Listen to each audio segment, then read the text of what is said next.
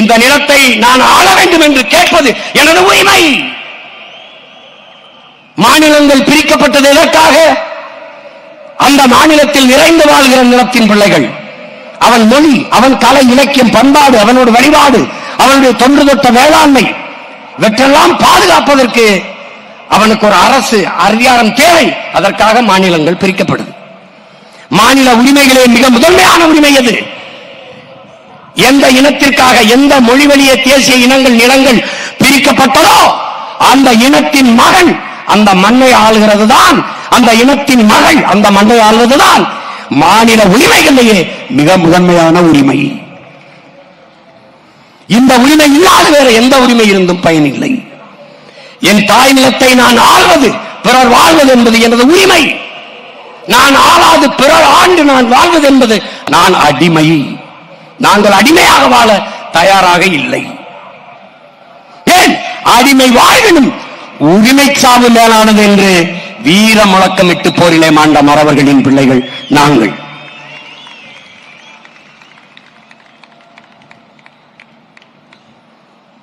அடிமையாக வாழ்வதை விட சுதந்திரமாக சாவது மேலானது. அதுவும் அந்த சுதந்திரத்திற்காக போராடி சாவது அதைவிட மேலானது என்ற முழக்கத்தை முன்வைத்த வீரமறவன் பிரபாகரனின் பிள்ளைகள் நாங்கள்.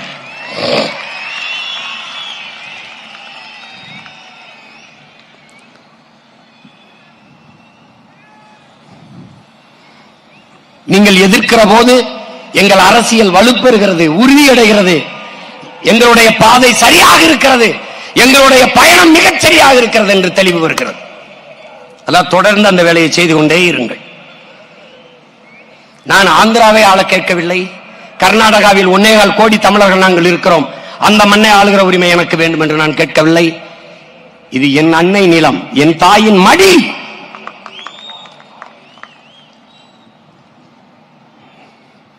நாங்கள் ஆளும் போது அருமை பெருமக்களே 5 ஆண்டுகள் இந்த பிள்ளைகளின் ஆட்சியில் வாழ்ந்து வாருங்கள். உலகின் தலை சிறந்த நாடாக இந்த பிள்ளைகள் என் தாய் நிலத்தை மாற்றி காட்டவில்லை என்றால் பிறகு கேளுங்கள்.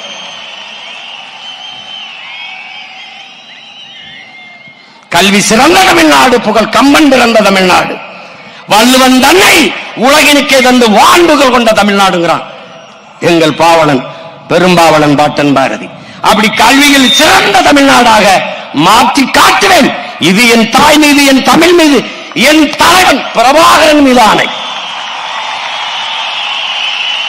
நாட்டின் முதல் குடிமகனுக்கு என்ன மருத்துவமோ அது கடைகோடி மகனுக்கும் கிடைக்க செய்வேன். வேலை இல்லை என்ற சொல்லுக்கு இனி வேலை இல்லை.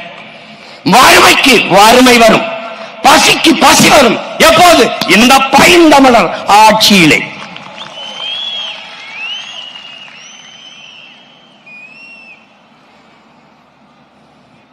இந்த அரசியல் ஏன் வந்தது? எதற்காக தமிழ் தேசிய அரசியல் இவ்வளவு எழுச்சியாக வேகமாக வளர்கிறது? காலம் உருவாக்கியது. காலம் கட்டளையிட்டு இந்த பணியங்களை செய்ய வைக்கிறது. வரலாறு வழிநடத்தி செல்கிறது. வரலாறு எந்த ஒரு தலைவனின் வருகைக்காகவும் காத்திருந்ததில்லை. அது இருப்பதில் ஒருவனை தேர்வு செய்து அவன் கையை பிடித்துக் கொண்டு நடந்து செல்லும் என்கிறார். அப்படித்தான் இந்த பிள்ளைகள் எங்கள் கையை பிடித்துக் கொண்டு நடந்து செல்கிறது. காலம் கையளித்த கடமையை நாங்கள் செய்து கொண்டிருக்கிறோம்.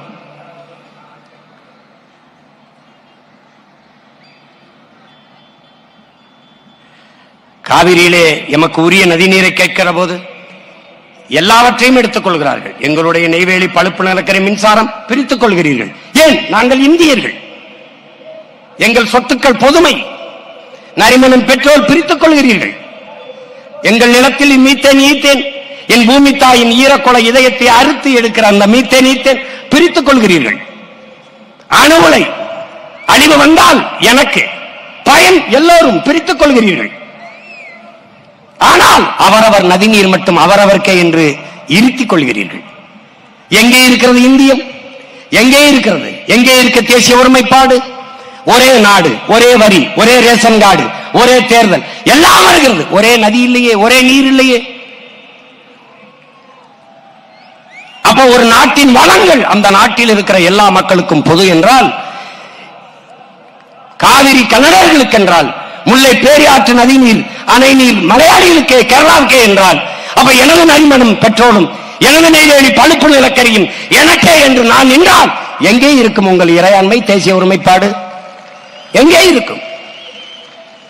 அப்ப எனக்கான நதிநீர் உரிமையை நான் கேட்கிற போது உரிய நதிநீரை பங்கிட்டு பிரித்து கொடுங்கள் என்று இந்த நாட்டின் அதிகாரம் ஏன் சொல்லவில்லை? ஒரு சொட்டு தண்ணீர் தமிழர்களுக்கு கொடுக்க முடியாது என்று சொல்லுகிற கட்சி ஆட்சியது காங்கிரஸ். ஒரு சொட்டு தண்ணீர் தமிழர்களுக்கு கொடுக்க முடியாது என்று சொன்ன கட்சி ஆட்சியது பாரதிய ஜனதா. இந்த கட்சிகள் இந்திய கட்சி. ஆனால் கர்நாடக மாநிலம் என்று வருகிற போது மாநில கட்சி. எங்கே இருக்கிறது ஒருமைப்பாடு? எங்கே இருக்கிற தேச ஒற்றுமை? வெளியில் வந்தால் இறையாண்மை பேசுகிறீர்கள், இந்தியம் பேசுகிறீர்கள். கர்நாடகா என்றால் அந்த மாநில நலனையே பேசுகிறீர்கள்.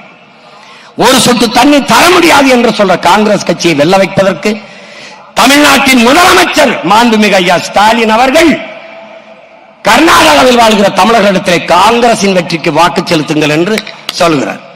தர முடியாது. இந்தியம் பெற்றுத்தர வழியில்லாது வக்கற்ற இந்த கட்சிகள் அது தர முடியாத ஒரு சொட்டு தண்ணீர் இல்லை என்று சொல்கிற காங்கிரஸ் கட்சியை வெல்ல பாடுபடும். இப்ப என்ன செஞ்சிருக்கணும்? ஒரு சொட்டு தண்ணீர் தராத காங்கிரஸ் கட்சிக்கு ஒரு ஓட்டு தமிழன் ஓட்டு இல்லை என்ற நிலையை நாம் உருவாக்கணும். காவிரியில் உரிய நீரை பிரித்து கொடுக்கவில்லை என்றால் தமிழ்நாட்டில் அரசியல் செய்ய முடியாது என்கிற நிலையை நாம் உருவாக்க வேண்டும். இப்ப புரிகிறதா எதற்காக இந்த தேசிய அரசியல், தமிழ் தேசிய அரசியல் ஏன் பிறக்கிறது? இங்குதான். காவிரி நதிநீரை கேட்கிற போது யாரெல்லாம் தமிழர் என்று நம்ம இடத்திலே கேட்பார்கள். காவிரி நதிநீர் கேட்கிற போது கன்னடனுக்கு தெரியும் யாரெல்லாம் தமிழர் என்று. சரியாக அவன் வீட்டை கொளுத்துவான், அவன் நிலத்தை அழிப்பான், அவன் கடையை நொறுக்குவான், தமிழ்நாட்டிலிருந்து வந்த பேருந்தை நொறுக்குவான், அடித்து விரட்டுவார்கள். சொந்த நாட்டிலே அகதி போல மூட்டை முடிச்ச தூக்கி கொண்டு நடந்து வந்தார்கள். காட்சி இன்னும் இருக்கிறது. அப்போது தண்ணி கேட்கிற போது என் அப்பன் வயதை ஒத்த பெரியவர் முதுகிலே ஓங்கி ஒரு கன்னடன் அடித்தானே, அந்த சட்டத்தில் பிறந்ததடா இந்தியம் செத்து தமிழ் தேச அரசியல்.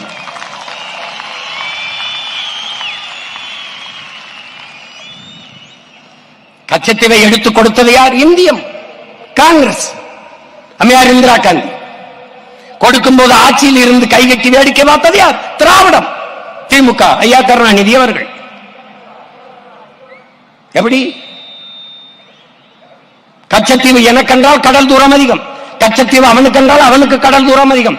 எல்லை தாண்டி வருகிறான் என்று இதுவரை 850 மீனவனை சுட்டே கொண்டிருக்கிறார். இன்றும் சிறைக்குள் நம்மவர்கள். படகை பறிக்கிறான், அரசுமையாக்குறான், ஏலம் விடுகிறான், வலையை கிழிக்கிறான். எப்படி? அப்பனுக்கு முன்பு மகனை, மகனுக்கு முன்பு அப்பாவை நிர்வாணப்படுத்தி அடிக்கிறான். மீனின் அழுக்கு ரத்தத்தை குடி குடி என்று சொல்லி அடிக்கிறான். தன் நாட்டு குடிகளை கொன்று குவிக்கிற ஒரு ராணுவத்திற்கு பயிற்சி கொடுத்து, பணமும் கொடுத்து, ஆயுதம் கொடுத்து, அதை நட்பு நாடு என்று உலகத்தில் எந்த நாடு பாராட்டும்? என் நாடு பாராட்டுகிறது. கச்சத்தீவை கொடுக்கும் போது வேடிக்கை பார்த்து நின்றவர்கள் இவர்கள். கச்சத்தீவை கொடுத்தது தவறு என்று வாதிட்டவன் ஒரே ஒரு வீர மகன் நம்முடைய தாத்தா முக்கையத்தவர் மட்டும்தான்.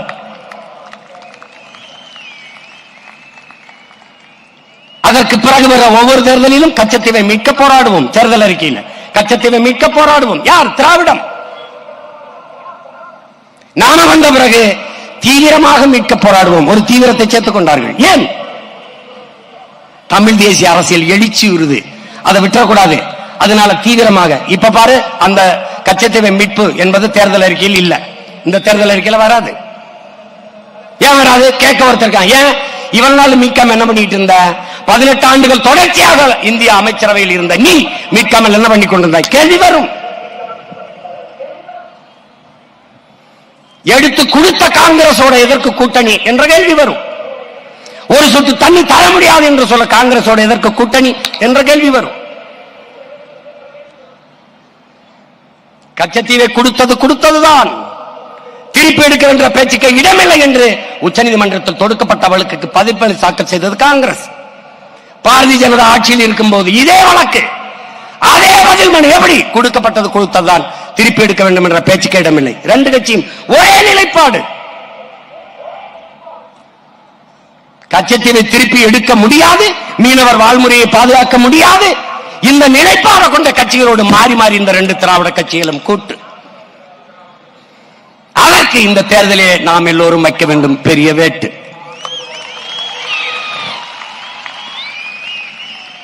புரிகிறதா? ஏன் தமிழ் தேசிய அரசியல் அவசியப்படுகிறது? ஏன் இந்த அரசியல் வேகமாக வளர்கிறது? இதுதான், இது காலத்தின் தேவை. செத்து விழுகிற மீனவன் இந்திய மீனவன் என்றால் தமிழ் தேசியம் பிறந்திருக்காது.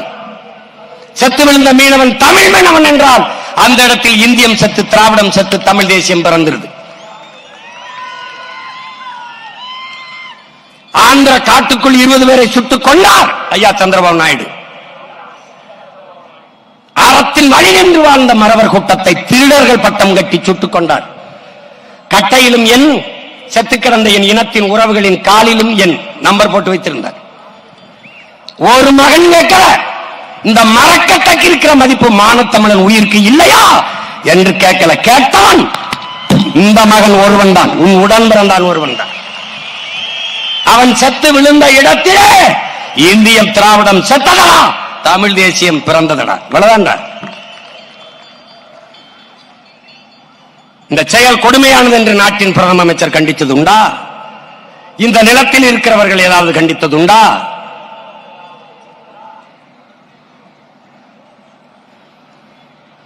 ஒரு தேசிய இனம் 50,000 ஆண்டுகளுக்கு மூத்த இனம். எங்களில் சின்ன சின்ன இனங்கள் எல்லாம் விடுதலை பெற்று பெருமையோடு வாழ்கிற போது 13 கோடி மக்கள் தொகையை கொண்ட பெருத்த மூத்த ஒரு தேசிய இனம் எங்களுக்கென்று ஒரு தனித்த தாயகம் அடையக்கூடாதா? இருக்கக்கூடாதா? ஒரு சுதந்திர அடைந்த ஒரு நாட்டில் சுதந்திர காற்றை நாங்கள் சுவாசிக்க கூடாதா என்ற பெருங்கனவோடு ஈழ தாயகத்தில் எம்முயிர் தலைவன் ஒரு வீரஞ்செறிந்த விடுதலை போராட்டத்தை முன்னெடுத்தார். அந்த போராட்டத்தை பிரிவினவாதம், பயங்கரவாதம் என்று பழி சுமைத்தார்.